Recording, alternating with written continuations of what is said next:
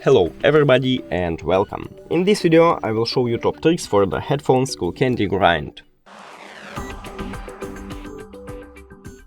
So let's starting.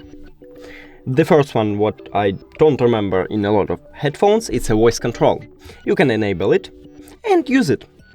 You have a lot of commands here, you can check it here. So let's check it. Hey Skullcandy, assistant. And as you can see, I activate my Google Assistant just using my command. The second one is a transparency mode. You can go to stay aware and enable this mode, and also you can control the level of transparency mode. And next one, I really didn't expect it, but I can make a photo with using my headphones. So just click take a photo. Right now choose tap.